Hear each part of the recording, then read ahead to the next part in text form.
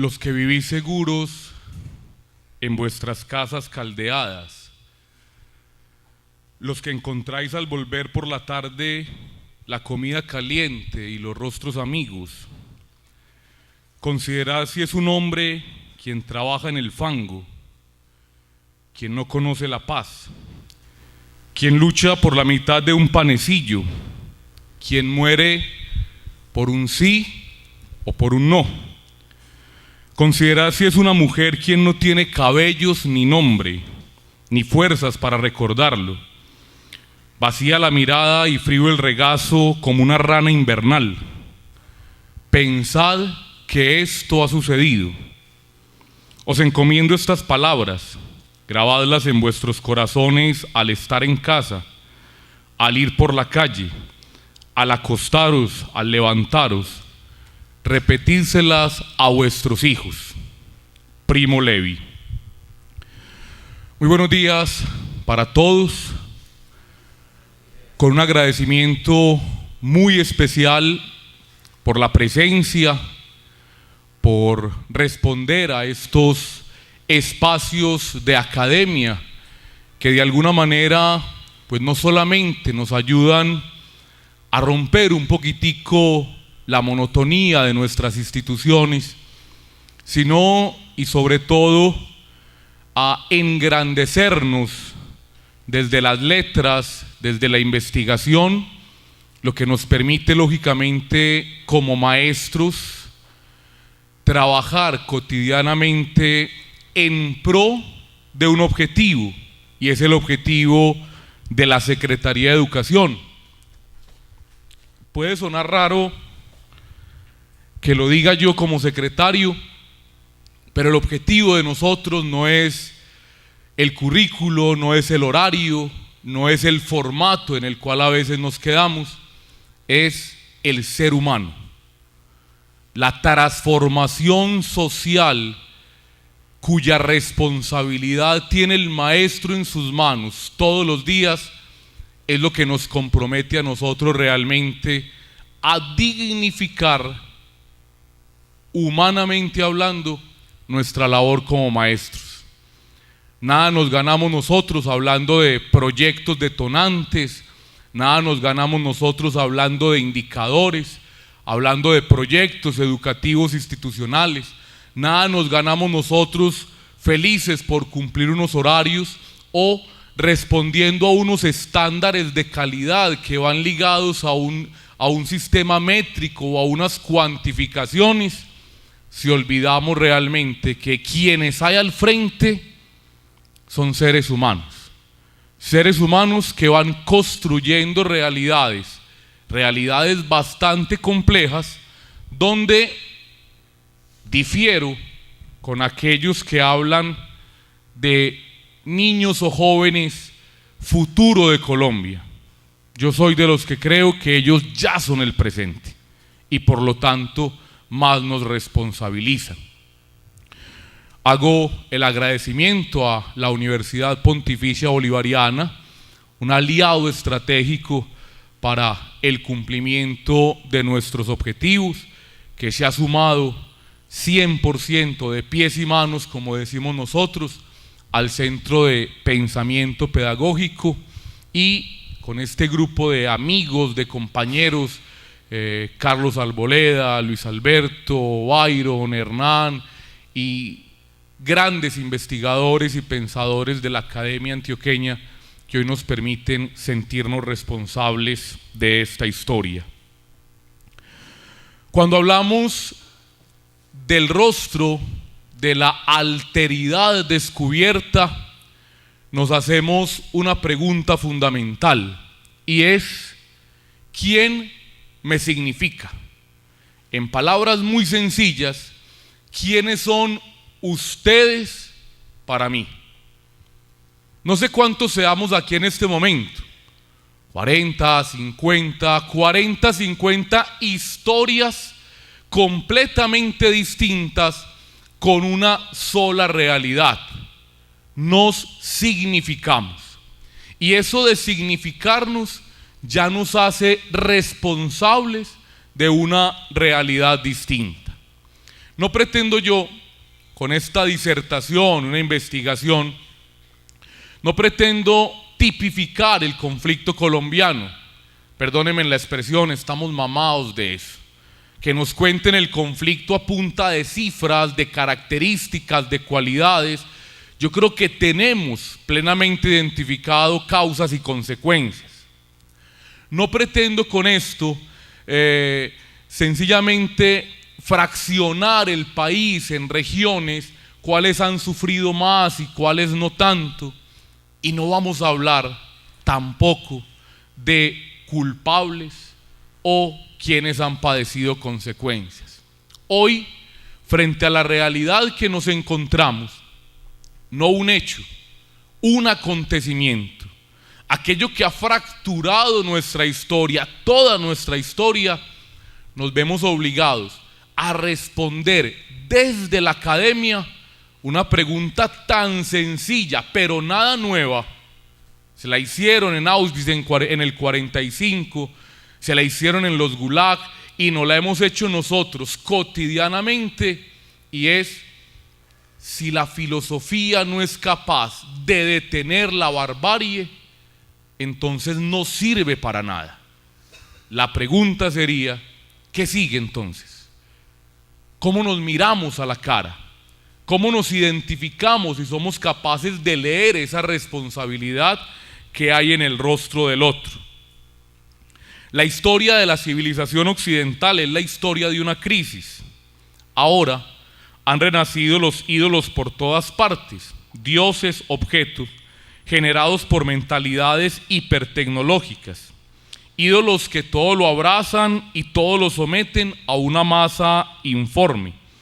La sociedad global, donde todo es idéntico a todo y nada es exterior a nada, como lo llamaría Jan Karmelik, reinado de la inmanencia, de la identidad, negación de la trascendencia, de la exterioridad y de la diferencia.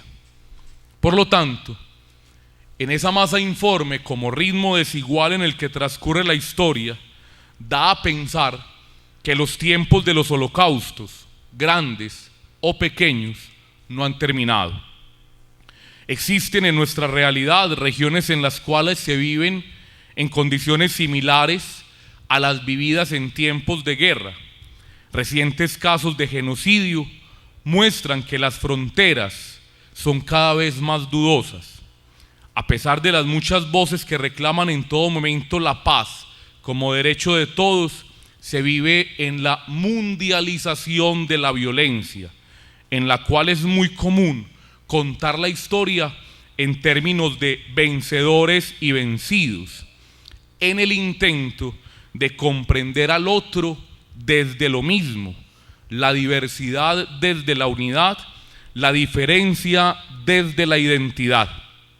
Se vive ante una crisis total de sensibilidad que afecta a toda una civilización, repercutiendo de manera más visible en todos aquellos que ostentan el poder, los medios y la decisión para acabar con la historia del otro.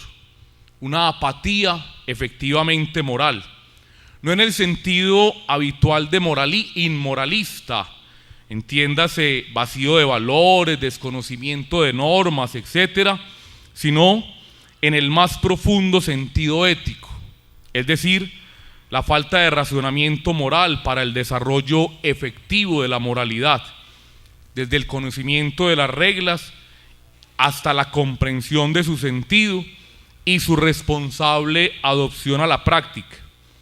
Las cuestiones que siempre fueron fundamentales, la muerte, el mal, el bien, la existencia, al no poder ser resueltas, fueron rechazadas como tales y llevadas al plano de lo sin sentido.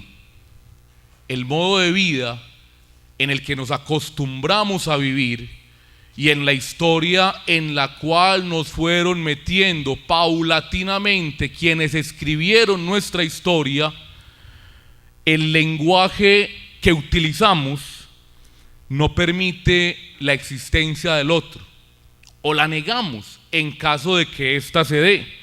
El olvido del otro se ha radicalizado.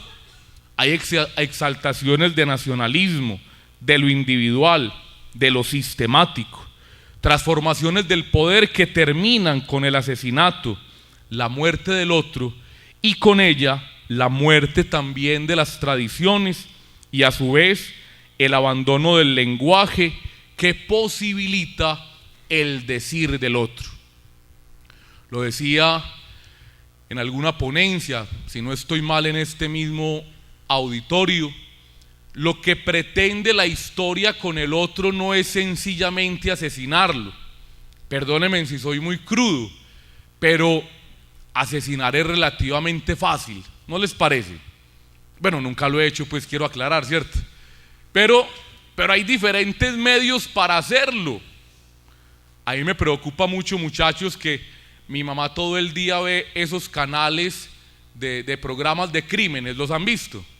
Criminal Minds y todas estas vainas. Y me da miedo es porque ella lo ve todo el día. O sea, mi mamá lo mata a uno y no deja huella tampoco, con toda seguridad. Lo que pretende la historia no es asesinar al otro.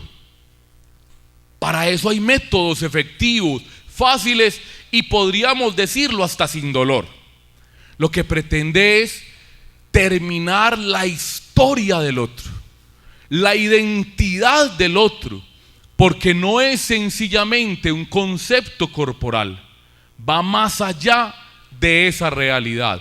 Por lo tanto, cuando torturo, cuando robo historia, cuando robo identidad, el cuerpo pierde sencillamente su significado.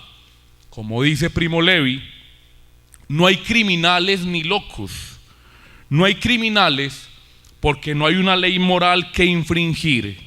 No hay locos porque estamos programados y toda acción nuestra es, en cuanto a tiempo y lugar, sensiblemente la única posible. La muerte de la alteridad lleva consigo el fallecimiento de la ética, de la exterioridad, poniendo así el primer peldaño para el totalitarismo. Este no necesita del otro, la ética sí. Sin otro no hay ética, sin ética no hay otro. La humanidad, entendida esta como la condición de lo humano, se transforma sin dar cabido a lo distinto. Niega totalmente cualquier rasgo de humanidad. No puede ser la razón contra el otro, sino la razón por el otro y para el otro. El otro no es para la razón un escándalo que le pone movimiento dialéctico, sino la primera enseñanza razonable, la condición de toda enseñanza. Es la razón heroica que me compromete, es decir, aquella que cree posible moverse, no solo en el ámbito de los conceptos, sino también de lo no objetivo, en los valores. Solo una razón podrá ser aliada de aquellos que han sufrido la barbarie y no cómplice de los que la han causado, distinta de la razón instrumental, que no han intentado denunciar la barbarie, permitiendo que ésta pueda tomar un rostro teórico, tecnológico, científico e inclusive humano. Suelen preguntarnos de qué pasta estaban hechos nuestros esbirros, es decir, nuestros guardianes, quienes nos asesinaron. Y a mi entender, esa palabra no es correcta. Hace pensar en individuos retorcidos, mal nacidos, sádicos, marcados por un vicio de origen. Y en lugar de ello, estaban hechos de nuestra misma pasta. Ellos, quienes nos asesinaron, eran seres humanos, medianamente inteligentes, medianamente malvados. Salvo excepciones, no eran monstruos, tenían nuestro mismo rostro, pero habían sido mal educados. Ojo a la responsabilidad, porque ese lenguaje, esa enseñanza, esa aula de clase se convierte para nosotros en la descripción perfecta de cómo va a contarse la historia de ese niño o de ese joven. Por lo tanto, no es sencillamente 30, 40, 50 historias en un aula de clase convertidas en nuestro instrumento de trabajo. 30, 40, 50, a veces más, realidades humanas cuyo contacto, cuyo rozarle la piel tendría que erizarme a mí como significado de humanidad. La estética del mal responde al otro sin rostro eliminándolo, torturándolo. La destrucción del otro se ritualiza. No es suficiente que muera de manera rápida. Es necesario que la humanidad de la víctima se pierda, inclusive antes de morir. Aún respirando, no se es más que un número, un folio, una carpeta en la historia de las cifras. No se es más que un nombre en una base de datos para llevar una estadística, donde la tierra, la propiedad, la familia, los amigos e inclusive la misma identidad no son más que historias que muchas veces no vale la pena recordar. Muchachos, en nuestra realidad de maestros, y tiro sencillamente la expresión aquí, no sé si haya el espacio para el debate, pero para nuestra reflexión personal, a veces con la firma de un acuerdo, nuestra historia en la vereda tal, de tal municipio, sigue tal cual la hemos vivido hace no sé cuántos años. Por lo tanto, ese concepto de humanidad va mucho más allá que una firma, va mucho más allá que un grupo armado, va mucho más allá que la historia cruda que se narra en una sola persona en esa aula de clase. Esa barbarie, el mal, esa estética del mal, requiere un escenario, unos actores, unos espectadores, un tiempo. El hombre ha conocido su límite de barbarie y tendríamos cualquier cantidad de ejemplo para describirlo. Por lo tanto, no es solo la memoria de un pasado o un presente, es la memoria del sufrimiento inútil. Hannah Arendt, en Los orígenes del totalitarismo, aporta características diciendo que la realidad del tiempo y del límite de la barbarie va viviendo los procesos, o mejor, va haciéndose en fases de destrucción que destruyen completamente cualquier concepto de humanidad. Por lo tanto, el primer problema que me planteo en la disertación doctoral tiene que llevarme a preguntarme la necesidad de superar la otredad ontológica que, queriéndose alejar del desfiguramiento humano, termina reconfigurando al otro como un extraño, como un ontológico, un supuesto de humanidad. La superación del concepto del otro no puede ser una superación netamente antropológica, requiere una superación de carácter existencial. Ese otro que me significa me debe llevar a un reconocimiento donde sea capaz no solamente de mirarlo al rostro, literalmente de tocarlo, porque ese tocar es romper la barrera de la diferencia. Diferencia basada, estructurada, definida en un montón de condicionantes que nuestra realidad social, política, económica, cultural nos ha creado, al punto tal que narramos la historia a partir de esas diferencias. Segundo elemento: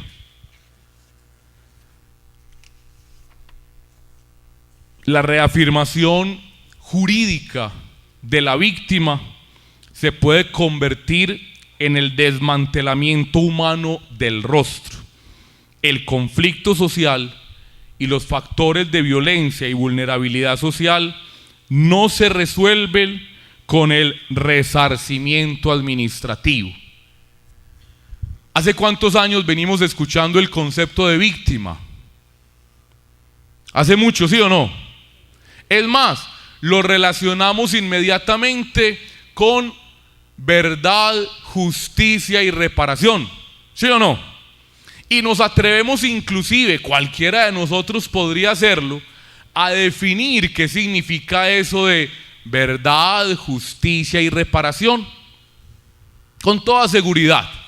Y trabajamos con las víctimas y nos reunimos y hacemos equipos de trabajo y narramos historias y repetimos constantemente.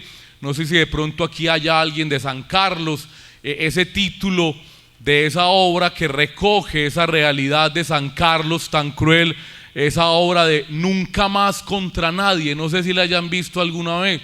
Para mí ese título es genial, o recoge lo que ha sido mi investigación de hace tantos años. Nunca más contra nadie, y elevamos pancartas y elevamos gritos, buenísimo.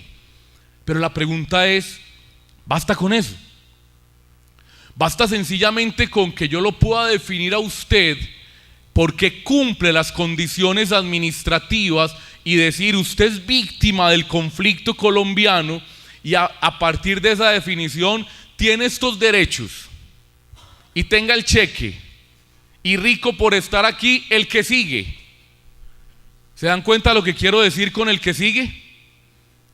Su caso, el suyo, el que usted padeció, el que usted sufrió, el que usted lloró, el que usted necesita reconocer y encontrar respuestas. Cuando dicen el que sigue, el suyo pasa a ser un número de carpeta en una estantería gigante con un montón de casos, muchos de ellos reconocidos, porque el que sigue necesita también ser escuchado. Esa realidad administrativa es capaz de solventar la condición no humana, la condición de lo inhumano. Esas constantes manifestaciones de la barbarie en el siglo XX y sus mecánicas repeticiones en el siglo XXI han servido para nosotros hoy hablar con certeza de la cultura de lo inhumano, la humanidad olvidada por el animal racional que se manifiesta solo en las torpes y embarulladas efusiones de un animal amistoso carente de cerebro, necesario para universalizar la mayor cantidad posible de pulsiones. La barbarie ya no se encuentra fuera de la civilización, sino en su interior. Ella forma parte del corazón de la historia. La pregunta que nos planteamos nosotros para superar esa realidad netamente administrativa y ser capaces de hablar del significado del rostro no es simplemente sobre quién recae la responsabilidad por los crímenes cometidos. Es obvio, esta cae sobre sus responsables. La pregunta es entonces sobre la responsabilidad ante la barbarie, la cual recae sobre todos los sobrevivientes que hemos construido nuestra cotidianidad de la historia sobre un relato, sobre una realidad, sobre un rostro jamás escuchado. La responsabilidad que lleva consigo el deber de comprender, mas no poder explicar. La comprensión es el ejercicio más intenso de la memoria, que revela aspectos que jamás han sido actuales o que se quedaron en hechos y nunca más sucedieron como acontecimientos. La referencia al no olvidar con afán de venganza se trata es de justicia, pues desde ella se evita la repetición de la barbarie.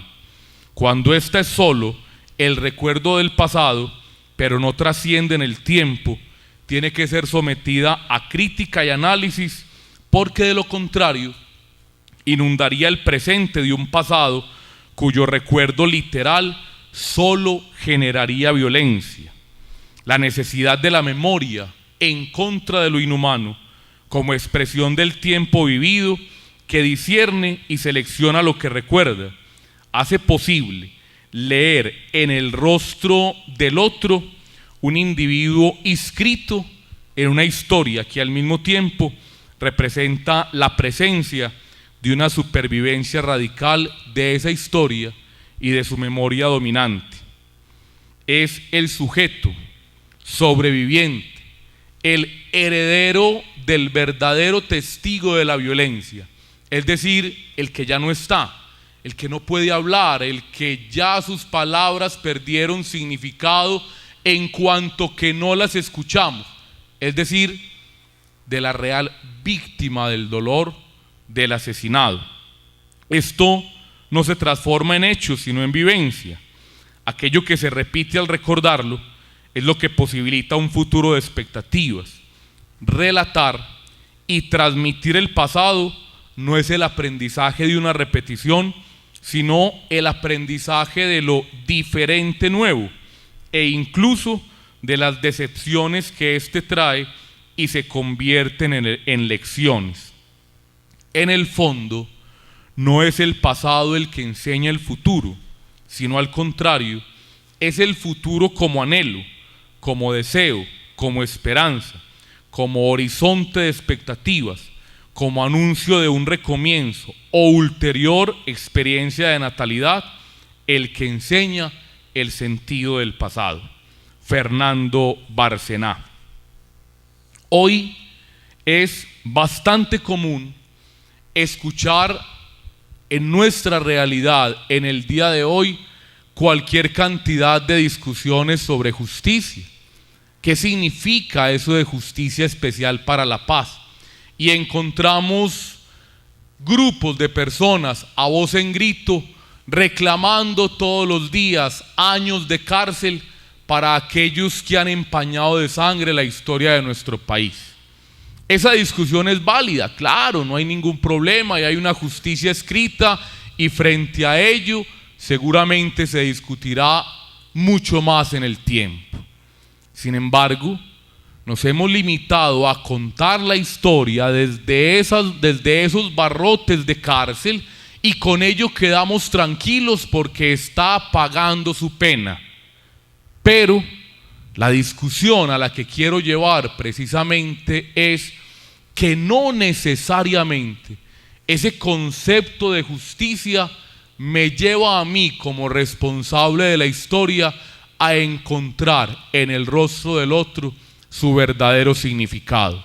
Porque hay una línea demasiado delgadita entre el odio y el recuerdo de la víctima, una línea muy delgadita para correr el riesgo de convertirse en victimario y hacer de ello un círculo vicioso que me va permitiendo a mí sencillamente hacer de esa justicia mi herramienta y termino haciendo lo que tanto he padecido, lo que tanto me ha dolido. Tercer elemento: si superamos la otredad ontológica, es decir, el otro que no materializo, el otro que no defino y lo dejo sencillamente ahí en el campo de la ontología, y ese materializarlo a través de conceptos de justicia y realidades propias de la cotidianidad me obligan a preguntarme, ¿todo eso para qué? Y la respuesta que doy yo es para poder hablar desde la filosofía. Repito la frase con que inicié: si la filosofía no es capaz de terminar con la barbarie, pierde su sentido, no sirve para nada. Entonces, frente a ello, tendría que ser capaz de hablar de una ética de la memoria, es decir, la ética del acontecimiento del rostro.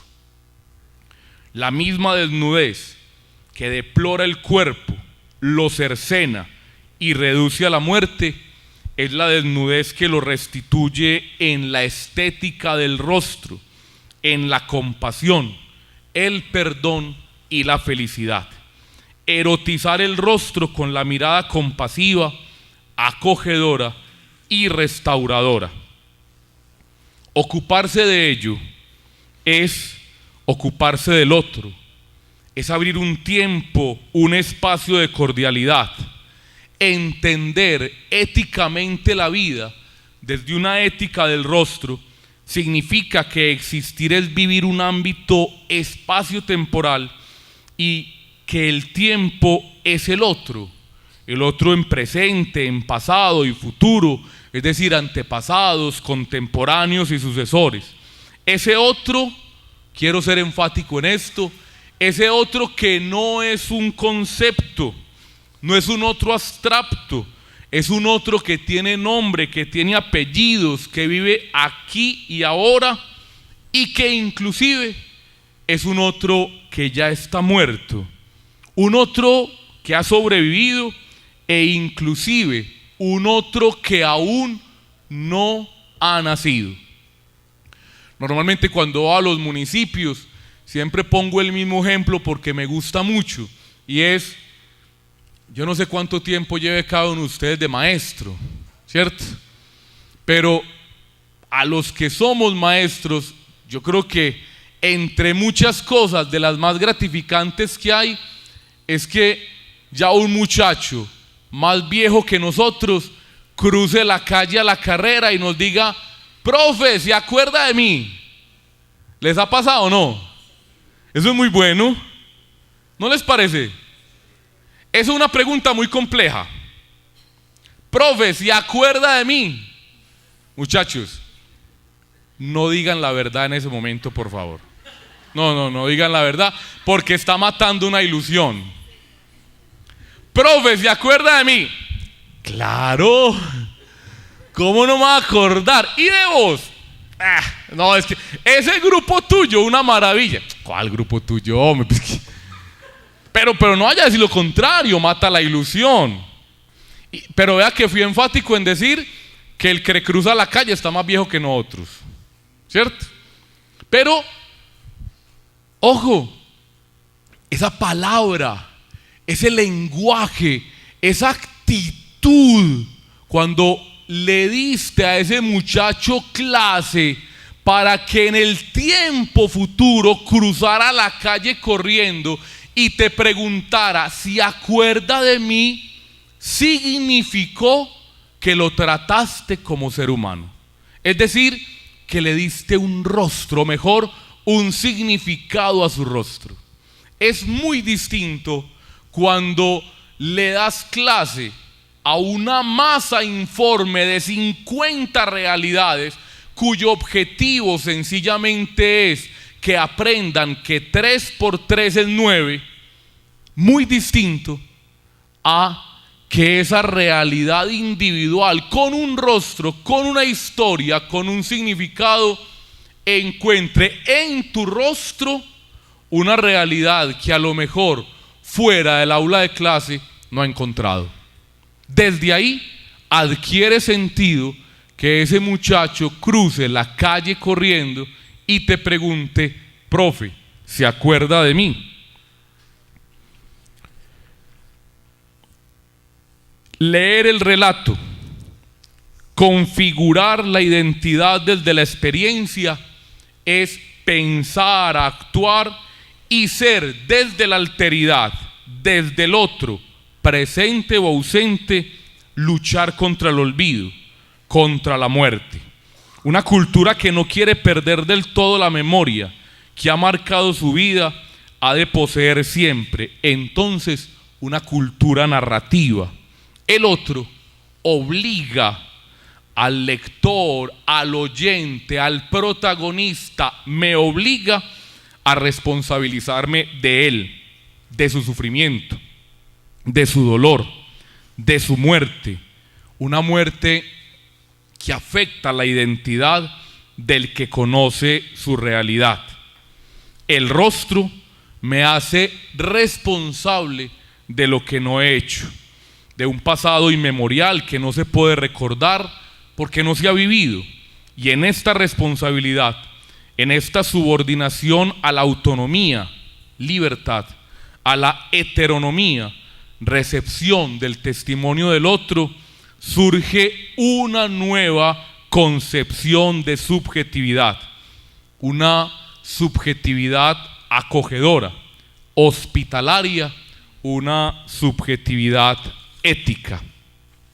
Pensar la memoria, la obligación de recordar, es regresar a un pasado del cual aún están vivas sus huellas, las cuales demuestran que algo ha sucedido en la historia que no merece olvidarse, porque aquello vivido o contado por el que lo ha padecido, muchachos, no es una historia de terror, es la vida real.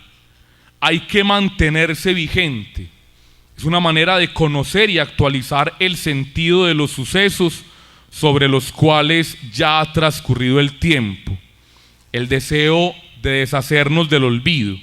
Se hace memoria porque allí precisamente está el comienzo de la identidad.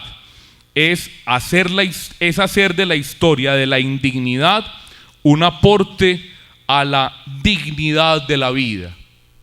Contar la historia desde el significado del rostro se hace necesario para que los recuerdos individuales de aquellos que han padecido se tornen memorias colectivas, que sus relatos se tornen síntesis metabolizadas que representen una identidad, construyendo la verdad histórica de los acontecimientos que se han vivido. Escuchar, estar atento, conocer, evitar el olvido, que en último término es la segunda muerte de los asesinados.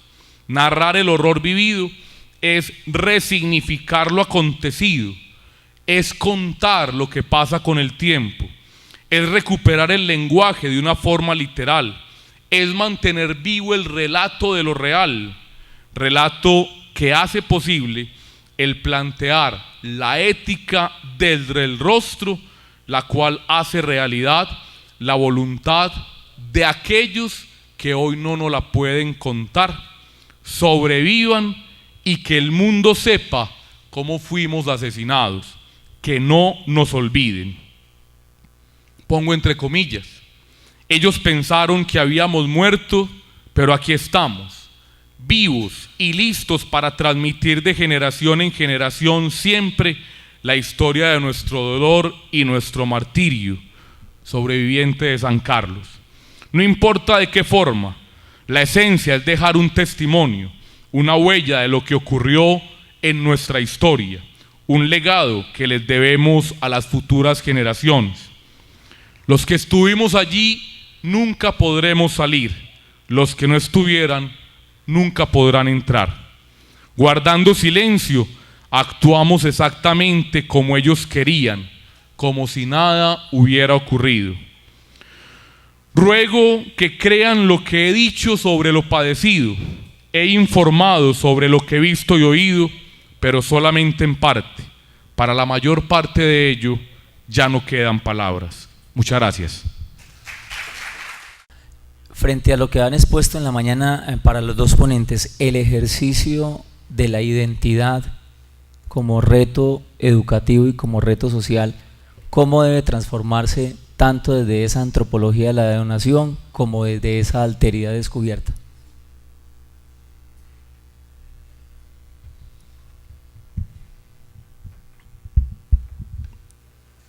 Plantear estos retos, más que investigación personal, plantear los retos a un grupo de maestros, significa no solamente hablar entre iguales, sino hablar entre constructores de sociedad.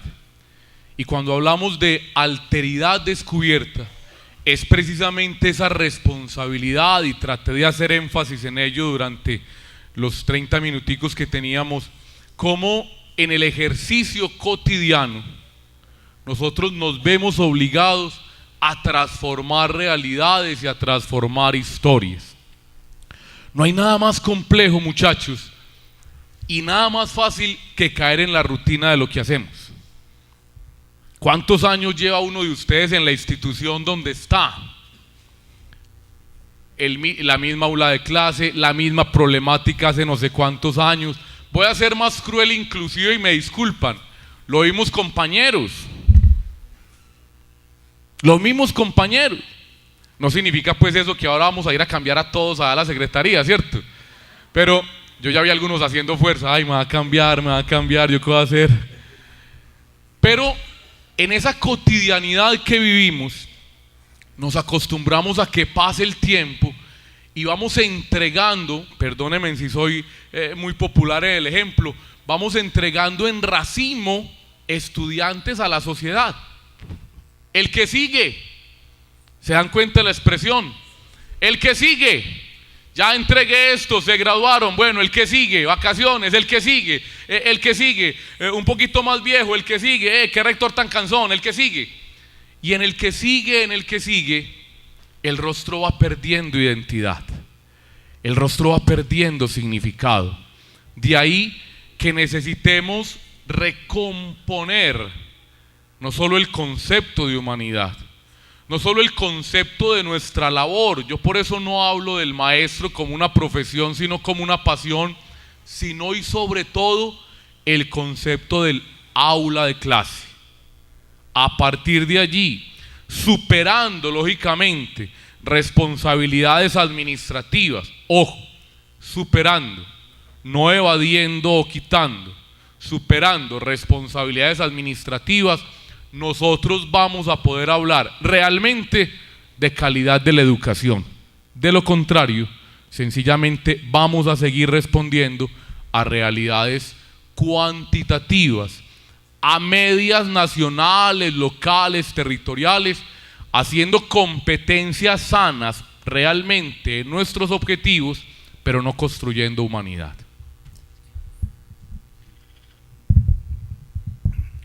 Brevemente, cuando nosotros hablamos de alteridad, a veces no caemos en la cuenta que es que alteridad significa Santiago, Carolina, significa Marcela, significa Juanito, Pedro, significa Carlos. Y quiero decirles que alteridad significa es que el otro es importante y que ese niño, ese joven que tengo al frente mío es una persona, es un ser humano que me habita y yo lo debo habitar, que tiene nombre propio, que llega todos los días con miles de problemas o con miles de angustias o miles de circunstancias. Puede que nuestros contextos inmediatos no sea muy evidente, pero ustedes se preguntan si el niño o la niña o el joven o la joven, cualquiera de ellos, cómo llegan a la escuela, al colegio, desayunaron, no desayunaron, fueron golpeados, no fueron golpeados, durmieron bien, descansaron, su papá llegó en la noche, su papá no llegó, su papá llegó ebrio, no llegó. Eso es la alteridad. El otro que está encarnado al frente mío y que le debo una palabra en los términos no solo académicos, sino humanos. Abrazan a sus estudiantes, les dicen que los quieren, les dicen que son bellos, les dicen que son hermosos, les dicen que vale la pena, les dicen que son importantes, les dicen que ustedes también son sus padres, sus madres, les dicen eso. Eso es alteridad. La alteridad usted la puede concebir en un concepto muy bonito desde la reflexión filosófica, antropológica, psicológica, pero alteridad significa Juan, significa Néstor, significa Luis, significa Carlos, nombres de rostros concretos que se acercan todos los días a nosotros y a quienes debemos transmitirle, además de todos los conocimientos que sus vidas le transmiten, vida. Y cuando decimos vida significativa, y vida significativa es que yo soy importante desde mis realidades y mis posibilidades. No nos dé miedo a abrazarlos, no nos dé miedo a ser afectuosos. Hoy en esta sociedad tan legalista, en que todo es demandable, ¿cierto?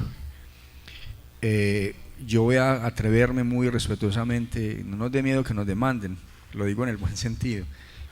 Lo que quiero decir, afecten al otro y afectenlo positivamente, y afectar al otro es eso. No solo, como dice el doctor Néstor, explicarle que 3 más 3 posiblemente sea 9, sino que hay que afectarlos también en otras condiciones. que usted tiene un rostro, que tiene un nombre, que tiene una historia, que tiene una identidad, que tiene un problema, que tiene una angustia, que tiene una desesperación, y que eso lo lleva a clase, y que yo, como maestro, debo ser, digámoslo, el catalizador también de esas cosas, y que yo, que también llevo con angustias, con dolores, con desazones, con desaciertos, en una realidad ontológica, cuando digo ontológica de ser, me refiero en el otro como uno que habita conmigo el mundo y que entre los dos debemos construir. Eso es alteridad. No se les olvide, alteridad es Pedro, es Juan, es Santiago, es Carolina, es Marcela. Eso es alteridad. El rostro con nombre propio. Los estudiantes, ¿cuáles? Los rectores, ¿cuáles? Mis compañeros de colegio, ¿cuáles? No, nombres con rostros y rostros con historias e historias con afecciones. Secretario, una pregunta de sus profesores. ¿Puede suceder que el currículo no evidencie claramente la inclusión en las cátedras afines con estos temas antropológicos de términos como perdón, reconciliación, paz, para que se logre la alteridad descubierta? ¿Qué hacer para que se pueda ver reflejado o cómo contribuir a que estos términos sí se vean reflejados en un currículo integrado? ¿Contesto como profesor o como secretario? No, mentira, es que era por poner el chistecito ahí. Miren, indiscutiblemente nosotros nos vemos esclavizados de realidades administrativas. ¿Para qué les voy a decir que no? Algo tan sencillo, y perdónenme el ejemplo personal, me fracturé el peroné el miércoles y tuvimos que esperar 3 días a sacar un montón de resoluciones para que un secretario encargado pudiera firmar. Y lo primero que me dice el secretario encargado es: ¿y para firmar todo eso? Es lo que nos toca, ¿sí? Hay una realidad administrativa que no podemos obviar, pero corremos el riesgo, y en esto he tratado de ser enfático, y cuando voy a los foros y cuando voy a los municipios a compartir con ustedes, donde he tratado que cada viernes estar en un municipio distinto, que eso no nos robe lo fundamental. Voy a ser más cruel todavía. Nosotros, espero yo que todos, si no la gran mayoría, somos maestros, nos hicimos maestros un día porque alguien nos enamoró de este cuento, ¿o no? El que esté siendo maestro hoy por un tema económico, lo digo en paisa, quien sea maestro en Colombia por conseguir plata está como enredado, ¿no les parece? Está llevado, ¿sí? Nos hicimos maestros porque esto nos enamoró, porque el pararnos en un aula de clase no es un trabajo, es una pasión, y eso nos transforma a nosotros como personas. No podemos perder ese amor primero. Cuando nosotros lo administrativo lo convertimos o en un problema o en la razón de ser de lo que somos, dejamos de ser maestros para convertirnos en funcionarios de la educación. Debemos cumplir con ello. No suena muy bien que yo lo diga, lastimosamente sí, hay que hacerlo, porque es lo que nos mide, repito, cuantitativamente hablando, es lo que nos permite mostrar un informe. Si yo no firmo esa resolución por estar en el centro de pensamiento pedagógico, de hecho los invito, el lanzamiento es ahora este viernes, primer centro de pensamiento pedagógico en el país, y sale de las entrañas de la Secretaría de Educación. Todas esas resoluciones se quedan, no habría nómina, no habrían cambios, no se podría mejorar un colegio. Eso hace parte de la labor, pero no puede ser la función, no puede ser la esencia de lo que hacemos. Y diría yo que tendría que estar ahí la capacidad de madurez en lo que hacemos, en lo que vivimos y en lo que nos apasiona, de tener la capacidad de combinar las dos realidades, porque si no, la humanidad, el perdón, la solidaridad, el rostro del otro queda esclavizado a unas condiciones, a unas obligaciones de planes de aula o de un currículo que nos obliga pero que no nos apasiona. No podemos sencillamente ser funcionarios de la educación, porque cumplimos objetivos, pero no transformaríamos realidades.